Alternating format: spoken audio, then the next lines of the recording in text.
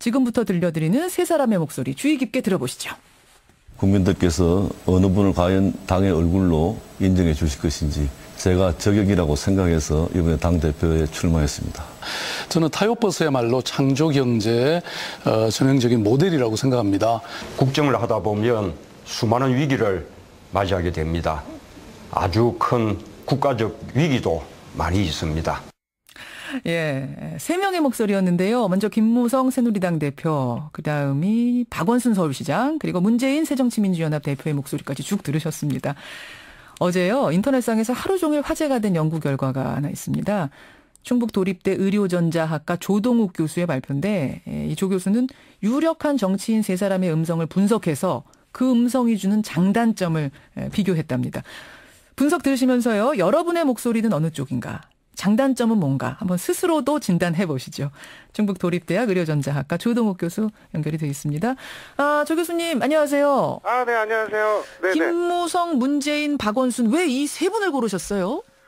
세 명을 고른 게 제가 무슨 힘이 있어서 고른 게 아니고요. 예. 세 분의 그 차기 대선 그 지지도가 1등, 2등, 3등 딱 세 분이셔갖고. 아하. 그래서 골랐습니다. 잘못하면은 걸립니다. 혼납니다. 그러니까요. 여론조사 네. 지지율을 보면서 1, 2, 3위 평균 내서 고르신 거군요. 네, 그렇습니다. 근데 목소리로 어디까지 알 수가 있는 겁니까? 목소리로 예를 들면 그 사람이 의도하는 바, 감정, 질병까지 또 학력 수준까지 다 알 수 있죠. 아니, 질병까지 알 수 있어요? 네네, 그렇습니다. 그게 어떻게 가능합니까? 목소리만 듣고? 예를 들면은 이제 심장이 좀 안 좋다. 예. 그러면 폐활량을 많이 요구하는 소리가 좀 안 좋아지는. 폐활량을 네네네. 많이 요구하는 그런 발음들에서 흔들리는군요. 그렇죠. 네네. 그런 식으로. 특징들을 장기의 특징하고 목소리의 특징하고 서로 이렇게 맞추는 거죠. 신기하네요. 그냥 분석하신 건 아닐 테고 분석 기준, 이 세 정치인의 목소리를 분석하는 기준은 뭘로 삼으셨습니까? 기준은 우선 그 높이, 예. 그다음에 높이의 편차, 그다음에 음색, 그다음에 발화 속도 이런 여러 가지를 좀 기준으로 했습니다. 종합적으로 과학적으로 측정을 하신 거예요. 네네. 그러면 우선 이 세 사람의 톤을 보죠. 톤. 네. 높이 어떻습니까? 높이를 보면 제일 낮은 분이 김무성 대표예요. 그러니까 김무성 대표는 한마디로 말씀드리면 목소리 이렇게 낮게 깔고 예. 낮게 깔면서 이 목소리의 변화도 거의 없습니다. 거의 없는? 네네. 이렇게 변화가 없으면 어떤 느낌을 주냐면 예. 사람이 좀 냉정한 느낌도 들지만 가볍다는 느낌도 안 들어요. 진중한 듯한 느낌. 그렇죠. 신중한 좀 안정감 있고 바늘로 찔러도 이렇게 딱딱한 그런 느낌이 드는 게 이제 그 높이의 그 변화를 보는 거거든요. 김무성 대표의 목소리 잠깐 듣고 갈까요, 여기서? 과연 누가 당의 얼굴이어야 하느냐, 이것이 이번 전당대회입니다. 그러네요. 과연 이렇게 이 정도 톤? 네네. 그러니까 남자들 높이가 보통 한 100에서 150 사이 정도 해당되거든요. 우리가 이제 쓰는 높이 피치라고 하는 게 있는데 예. 김무성 대표는 딱 제일 밑에 100. 가장 밑에 네네. 100 정도. 그러니까 아주 목소리를 까는 거죠. 그다음에 이제 높이의 변화를 주는 게 보통 사람들이 한 200대 정도를 주는데 60 정도밖에 안 줘요. 별로 안 변한다는 거군요. 네네. 이건 예를 들면은 군대처럼 똑바로 가. 뒤로 돌아. 근데 지금 예를 들면은 저하고 통화할 때는 지금 제 앵커님하고는 네, 안녕하세요. 네네네. 이러면 우리 변화 많이 주잖아요. 그렇죠. 네, 근데 변화를 안 주시는 거예요. 변화를 안 주니까 좀 냉정하고 이지적인 느낌도 들지만 어떤 상황이라도 사람이 이렇게 꿋꿋한 이렇게 안정감이 느껴지는 그런 쪽에 초점을 맞춰서 소리를 내는 거 아닌가 이런 생각이 드네요. 그럼 문재인 대표는 어떻습니까? 문재인 대표는 김무성 대표보다 좀 높아요. 톤은? 네네, 톤 약간 높고 높이의 편차도 조금 높고. 근데 이제 문재인 대표는 굉장히 좀 아쉬운 게 우리가 이제 그 음색이라고 하는 게 있거든요. 음의 색깔. 네, 음색. 그 음색이 이제 풍부하면 좋겠죠. 예. 근데 이제 음색이 풍부하면 어떤 특징이 있냐면 공신력을 느껴요. 예를 들면 앵커님 요즘 저기 보이스피싱 많이 넘어가죠. 전화 걸어서 전화 사기치는 거요. 네네네. 예. 옛날에는 이게 음색이 굉장히 안 좋았어요. 그러다 보니까 안 속아 넘어갔는데 요즘은 음색이 좋다 보니까 공신력이 생겨갖고 잘 넘어가요.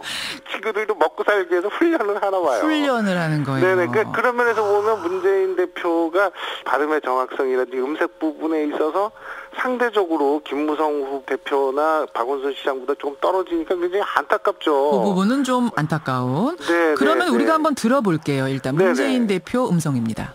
네. 잘 극복해내는 것이 대통령의 가장 중요한 책무입니다. 장점은 뭡니까? 이 음성은? 장점은 그래도요. 목소리의 이미지는 부드러우세요. 예. 예, 부드럽다 보니까 영화 배우로 치면 그 허준의 정광열처럼 이렇게 부드러운 느낌을 주죠. 그리고 이렇게 신사 이미지. 그 허준이 아픈 백성들 돌보듯이 이렇게 마음이 아픈 국민들을 좀 돌보려고 하는 그쪽에 좀 초점을 많이 맞추니까 나름대로 장점이 있습니다. 그렇군요. 박원순 시장으로 좀 넘어가 보죠. 박원순 네네. 시장은 어떻습니까? 스타일이 어떤 스타일이냐면 예를 들면 저희가 안녕하세요 이러는 거 하고요. 예. 안녕하세요 이렇게 하면 뒤에 이렇게 좀 정이 가죠. 아주 다르죠. 안녕하세요 네네. 하는 거하고 안녕하세요 네네. 하는 네. 거 많이 다르죠. 네, 그 다음에 이거 어떻게 뭐 이렇게 쭉 가다가 이랬죠. 하면 이렇게 동의를 구하려고 하는 거죠. 그런 식으로 박원순 시장의 말투는 뒤를 끌어요. 그렇습니다. 이런 식으로. 네네네네. 이렇게 끈다는 거는 좀 동의를 구하고 그 소통을 하려고 하고 좀 정을 쏟으려고 하는 정감. 그러한 음성의 특징이거든요. 그럼 여기서 잠깐 듣고 가죠. 정말 네네. 뒤를 네. 끄는지 한번 들어보세요. 네네. 그런데 이런 정치적 논란의 중심에 서는 현 상황이 안타깝고요. 이런 것이 좀 더 확대되는 게 중요하지 않는가. 심야 버스를 운행했습니다. 이러면서 나 잘했죠. 어떻게 생각하세요? 이런 걸 자꾸 유도를 하는 거죠. 네. 그렇군요. 그 목소리 스피드 면에서는 어때요? 세 분이. 목소리의 스피드, 속도. 속도는 제일 느린 분이 이제 김무성 대표하고 문재인 대표는 소리가 말하는 스피드가 느린 편이고요. 느리게 하는 거는 좀 사려 깊다라는 인상을 주려고 그렇게 하시는 거거든요. 역시 진중함. 네네네. 근데 박원순 시장 같은 경우는 도리어 좀 빨라요. 예. 보통 사람들이 1분에 300음절 읽는데 이분 한 350음절 정도? 그러니까 그러니까 이분은 한마디 그리고 음성에 힘도 잘 실려요. 그러니까 좀 자신감 있게 좀 빨리 말하면서 자신감을 싣고 동의를 구하는 거예요. 나 잘했죠? 어때요? 뭐 이런 식의.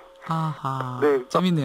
그러니까 제가 정리를 좀 해보자면 김무성, 문재인 이 두 분은 사려 깊음, 신중함 쪽에 방점을 찍는 목소리라면 그렇죠. 박원순 시장은 친근함 쪽에 방점을 찍는 목소리. 네. 본인이 의도를 했든 안 했든 간에 지금 이분들의 음성은 이런 효과를 주고 있다는 말씀이세요. 의도했겠죠. 의도한 겁니까? 정치인들이 이런 거 의도해서 얘기합니까?